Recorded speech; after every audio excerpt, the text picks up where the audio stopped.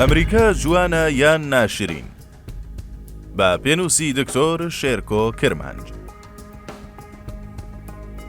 لە مێژووی مرۆڤی نیشتەجێدا کە 12,000 ساڵێک دەبێت بە تایبەتی لە دوای دروستبوونی شار لەسەر دەستی سۆمەریەکان لە باشووری میزۆپۆتامیا هەمیشە گروپێک، دەوڵەتێک، نەتەوەیەک دەسەڵاتی بەسەر ئەوانی دیکەدا زاڵ بووە و کەم تا زۆر قۆناغەکە بە ناوی ئەوەوە ناسراوە، وەک ڕۆمانەکان، بابلیەکان، ماددەکان، ساسانیەکان، عەرەبە موسڵمانەکان، تورکە عوسمانیەکان، بەریتانیای مەزن، ئەمریکا.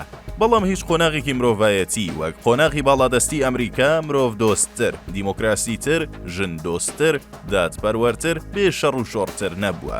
لێرەوە مەبەستمان لە بەراورد و ڕێژەییە، بۆیە پاشگریتر بەکاردێنین. ئەوە ئەمریکا نەدەکاتە فریشتە، نە دنیاکەشی دەکات بە بەهەشت، بەڵام ئەم نیزامە جیهانیەی کە لە دوای ساڵی 1945 لەسەر دەستی ئەمریکا و بە ڕابەرایەتی لیبرال دیموکراتەکان دامەزراوە لە هەموو ئەو نیزامانەی دیکە کەمتر خوێناویتر و بێشەڕ و شۆڕتر بووە. نیزامی ڕۆمەکان، ئەوەی کۆلۆسیۆمی دیبێت، ئەوەی ناوی گلادیاتەری بیست بێت، دەزانێت کە دنیا و نیزامێک بوو لەسەر خوێنڕەشتن دامەزرا بوو. لە ڕاستیدا خوێنڕەشتن لەو کۆمەڵگەیە مانای زۆرترین چێژی بووە. لەوێ پیاوماقوڵەکان توالێتیان لە ژێر کورسیەکانیان هەبوو، چونکە ئەوەندە چێژیان لە کوشتن و بڕین و خوێنڕەشتنی شەڕکەرە گلادیاتەرەکان لە گۆڕەپانی کۆلۆسیۆمەکان وەردەگرت، نەیان دەویست بچن بۆ سەرا و هەر لە ژێر خۆیان تاوالێتیان دەکرد. دنیای دوای ئەوانیش چ نیزامی ئەسکەندەری مەقدونی، چ نیزامی ساسانی هێندە لە ڕۆمەکان باشتر نەبوون. باسی ئەوانی پێشەوانی شەر ناکەین، چونکە نەهێندەیان لەسەر دەزانین، نەهێندە شتی باشمان لەسەریان بیستووە. ئاشووریەکان یەک لە دڕندەترین کۆمەڵگەکانی سەر ڕووی زەوی بوون. ئەگەر باوەڕ ناکەن بڕۆنە مۆزەخانەی نیشتمانی بەریتانی. ئەوان دانەری یاحوو مەتبەع لەوجەری نابوون، واتە داڵەکان وەرن بە دوامەندا کاتێک دەچین بۆ شەڕ ئەو کەلاکانە بخۆن کە ئێمە کوشتومانن. لە ساڵی 1970 ئەم دروشمە بوو بە دروشمی قادسیەی سەدام، واتە سەدام لاسایی دەکردنەوە. ئەو نیزامەی کە ئیسلام دایمەزراند بەگشتی لەوانی پێش خۆی هێندە باشتر نەبوو. ئاخر لە ئیسلامدا پێغەمبەر و ئەبوبەکری لێ دەرچێ کەم خەلیفە هەیە بە مردنی خۆی مردبێ. هەر هەمویان برا و برازای یەکدیان کوشتووە. باس لە سەبایە و ئەنفال هەر ناکەین.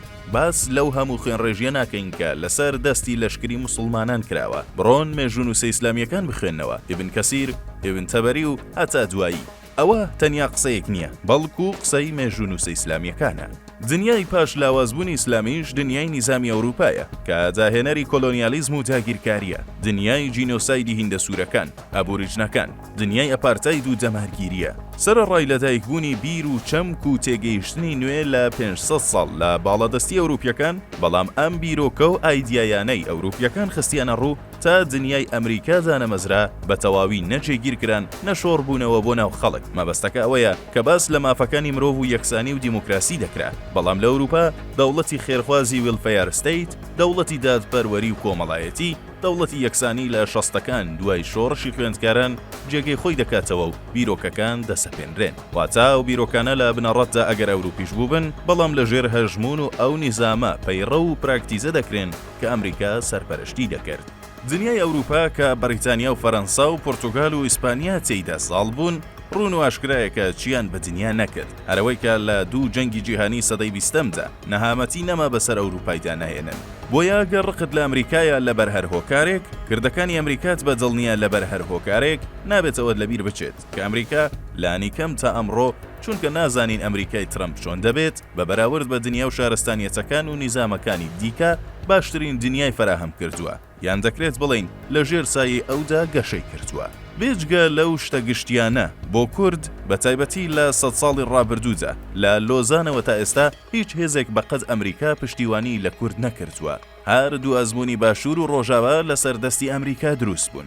ئەوە مانەیەوە نییە کە کورد خۆی هیچ ڕۆڵێکی نەبووە، بەڵام ئەگەر ئەمریکا شەقی لە عێراق هەڵنەدابا لەکوێت، ڕاپەڕین دروست نەدەبوو. ئەمریکا زۆنی دژەفڕینی لە باشوور نەسەپاندبا، حکوومەتی هەرێم دروست نەدەبوو. ئەگەر ئەمریکا نەبا ئەو گەشەیەی کە هەرێم لە 2003 بۆ 2013 بە خۆیەوە دی دروست نەدەبوو.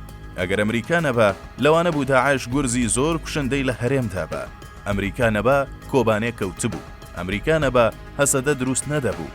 ئەمریکا نەبا ڕۆژاوا دروست نەدەبوو، هەموو ئەو ناوچانەی نەدەکەوتە ژێردەست. ئایا ئەمانە هەمووی تاسەرن؟ هێشتا نازانین، بەڵام قسە لەسەر ڕابردوو دەکەین.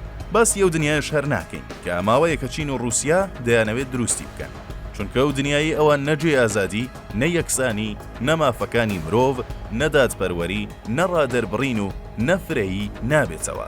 لەوانش ترسناکتر جێگەی کورد لە دنیای چین و رووس هەر نییە، چونکە ئەوان تەواو باوەڕیان بە ناوەند و بەشنەکردن و شۆڕکردنەوەی دەسەڵاتەکانە.